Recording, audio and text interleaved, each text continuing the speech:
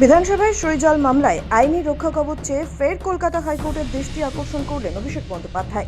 সিআইডির অতি সক্রিয়তা এবং প্রতিনিয়ত হেনস্থার অভিযোগ তুলে এই মামলার দ্রুত শুনানির আর্জি জানান অভিষেকের আইনজীবীরা।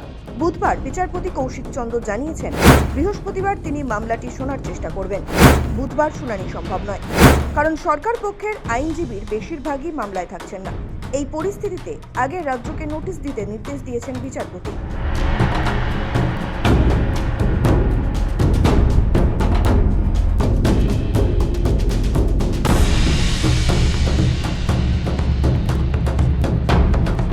বুধবার অভিষেকের পক্ষে সওয়াল করতে গিয়ে প্রবীণ আইনজীবী তথা তৃণমূল সাংসদ কল্যাণ বন্দ্যোপাধ্যায় বলেন, এই মামলাটির অত্যন্ত দ্রুত শুনানির প্রয়োজন।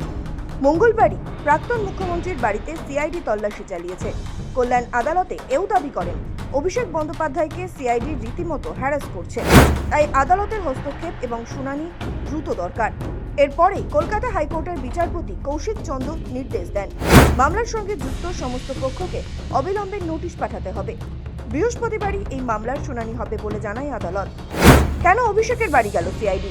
তৃণমূল বিধায়কদের সইয়ে বড়সড় জালিয়াতি ও গড়মিল ধরা পড়ার পর থেকেই রাজ্য রাজনীতিতে তোলপাড় শুরু হয়েছে।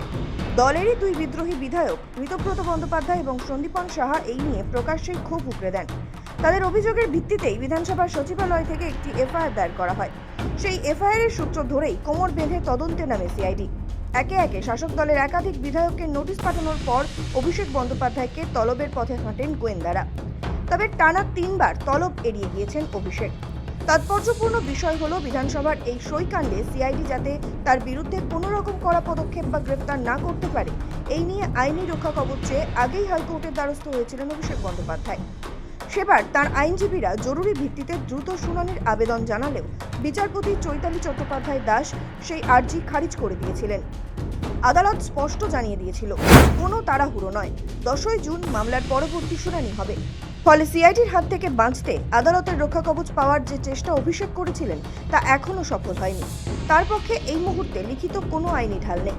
এরই মধ্যে তার বাড়িতে সিআইডির হানার পর আরও চাপ বেড়েছে। সই জালকাণ্ডে অভিষেকের ভাগ্য নিয়ে জল্পনা। কলকাতা হাইকোর্ট রক্ষা কবচ না দিলে বিপদ বাড়তে পারে তৃণমূলের সর্বভারতীয় সাধারণ সম্পাদকের। 3 বার গড় হাজিরায় তার বিরুদ্ধে তদন্তে অসহযোগিতার অভিযোগ উঠছে। হাজিরা না দেওয়ার কারণ যুক্তিগ্রাহ্য নয় তদন্তকারীদের কাছে। সিআইডি মনে করছে হাজিরা এড়াতেই কৌশলী পদক্ষেপ করছেন অভিষেক। তাই পাল্টা অভিষেককে চতুর্থ নোটিশ না পাঠিয়ে আদালতের দ্বারস্থ হতে পারে সিআইডি। অভিষেকের বিরুদ্ধে গ্রেফতারি পরোয়ানা জারির আবেদন করতে পারে তারা। ফলে বৃহস্পতিবার অভিষেকের মামলায় হাইকোর্ট কী নির্দেশ দেয় সেদিকে তাকিয়ে সবাই। সব মিলিয়ে বিধায়কদের সই জালকাণ্ড এবং সিআইডির তল্লাশি নিয়ে চাপান্তর বাড়ছে। আদালত শেষ পর্যন্ত অভিষেককে কোনো স্বস্তি দেয় নাকি সিআইডির তদন্তের পথই প্রশস্ত থাকে, এখন সেটাই দেখার। সৌভিক সান্যালের রিপোর্ট, সময়, কলকাতা।